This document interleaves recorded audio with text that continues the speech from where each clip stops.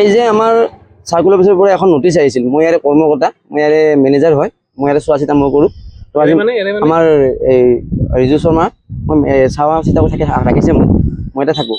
তো আজি আমাৰ তেখেত নাই, নোহোৱা অৱস্থাত নটিচ জাৰি কৰিছিলে কিয় জাৰি আমাৰ ডিমাকচনৰ কাৰণে।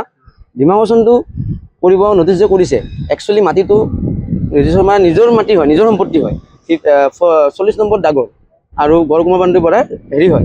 তো 40, 41, 42, 43 এই ডাককেইটাৰ কাৰণে জইন চাৰ্ভেৰ কাৰণে মানুহ আহিছিল। তো মই আজি সিহঁতক কুৱেশ্যন কৰোঁ যে আপোনালোকৰ এই ডাকটোত ৰেলৱেৰ কিবা নথি সংশোধন আছে নেকি? তো কোনো মোক জবাববিহীন হ'ল, ক'ব নোৱাৰিলে। তো গতিকে মই সুধিলোঁ যে আপোনালোকেতো জুখিব নোৱাৰে। তো আজি বুলি নহয়, প্ৰায় আজি 3-4 বাৰলৈকে এনেকুৱা আমাক বহুত হাৰাশাস্তি দি আহিছে। তো আমি বিচাৰোঁ ৰেলৰ ফালৰ পৰা এজন শৰ্মা বুলি এজন হেৰি আছে, বৰ্মন বুলি এজন মানুহে আমাক হাৰাশাস্তি দি আছে। এই হাৰাশাস্তি দিয়াৰ সময়ত আমি তেখেতে পইচাও খুজিছিল কিবা কোন যুগে, কিন্তু আমি আৰু এইগিলা ভবা নাই, আৰু যি হৈছে হৈছে কৰিছে। কিন্তু আমাৰ নিজৰ মাটি, নিজৰ কথা, নিজৰ বাটেৰে তেখেতৰ আমি কামখিনি কৰি আছোঁ। তো বাৰে প্ৰতি আমাক হাৰাশাস্তি দিয়ে। আৰু আমাৰ মানে যিজন মালিক, আমাৰ মালিক তেখেতটো নাথাকে, বাৰে বাৰে ঘূৰি থাকে কামত।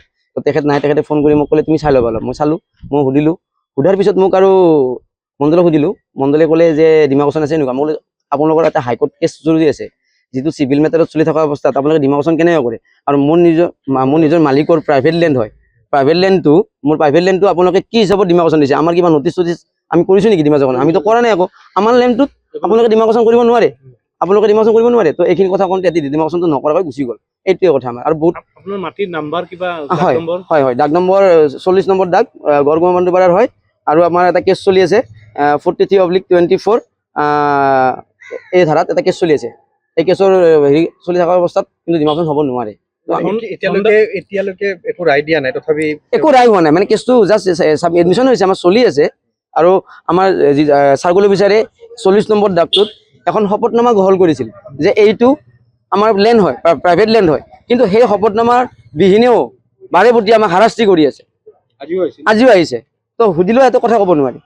তো এইখিনিয়ে কথা আমাৰ এজন মানুহ। আৰু এতিয়া মই যি গতিকে নাজানো ভালকৈ, দাদাক কৈছে নামটো তেখেতৰ কিবা হেৰি আছিল, আপোনাৰ বৰ্মন বুলি কিবা আছিল। সমূহ পুৰা ভালকৈ নামটো নাজানো। আৰু বৰ্মন বুলি এজন মানুহে মানে দাদাক 2 বিঘা মাটি বিচাৰিছিল, আৰু পইচা কেছ 50 লাখ টকা কিবা এনেকৈ মই শুনিছোঁ, কিন্তু মই সঠিক নহয় কিন্তু পইচা লোৱাটো।